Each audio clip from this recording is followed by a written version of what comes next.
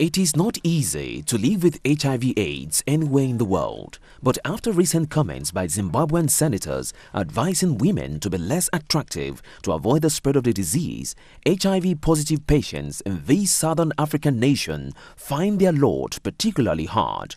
Charles Kautare lives with his wife and daughter in a rundown house in Harare. The whole family is HIV positive, and while they have learned to live with the disease, their daily lives are a constant struggle.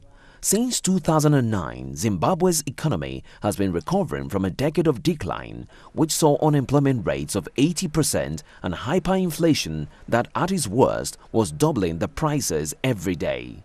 Kautare says that in the country's economic circumstance, the cost of treating the disease made their family life much harder than it would have been if they were healthy.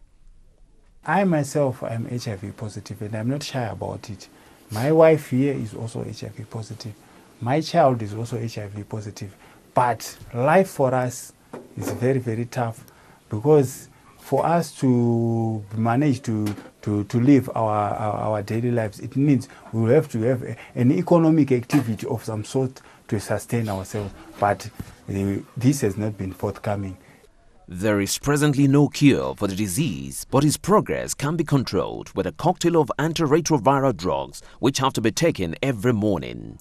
Drugs are provided for Kautare family by an NGO at a cost of $3 per month, and the family also has to buy the high-calorie nutritious food essential to sustain their health while undergoing treatment. Kautare believes the recent comments by members of parliament advocating, among others, libido-reducing jabs for men and genital moisture drain for women only adds to stigmatization and discrimination. The issue of fighting HIV and AIDS, it needs a holistic approach. It does not need a person of reputable standing to go about saying derogatory statements and to such an extent that it sounds, to me, it sounds like more of a stigma. Remarks that outraged HIV/AIDS patients and activists in Zimbabwe and abroad were made by Morgan Femai, a senator for the Opposition Movement for Democratic Change (MDC), in a parliamentary session aimed at sensitizing parliamentarians about AIDS issues. These comments are not the first ones to outrage public opinion uttered by a Zimbabwean legislator. Sitembile Nloshwa, an MDC senator from Matobo, recently said people should have sex once a month and that men should be injected with drugs that reduce their libido. Freddie Kachote, the director of the Harare Center that counsels HIV/AIDS patients, said despite Zimbabwe's progress on combating HIV/AIDS, authorities and elites still have a lot to learn about the disease.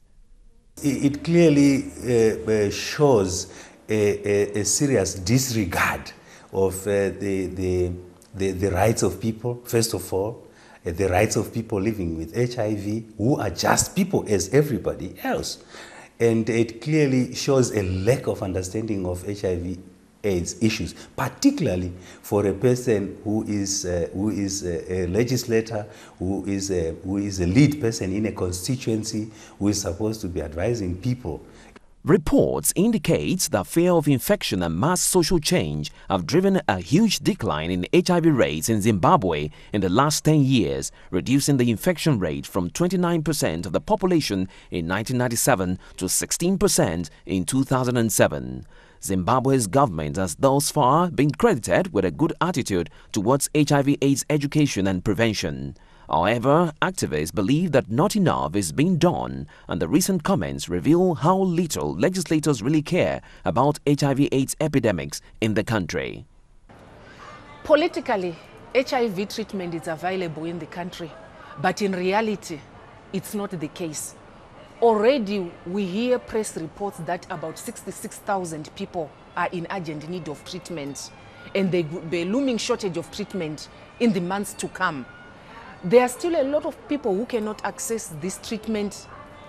According to the UN, prevention is considered the most effective way of combating the disease, and its prevalence rates are driven down by safer sexual practices such as fewer partners and the use of condoms.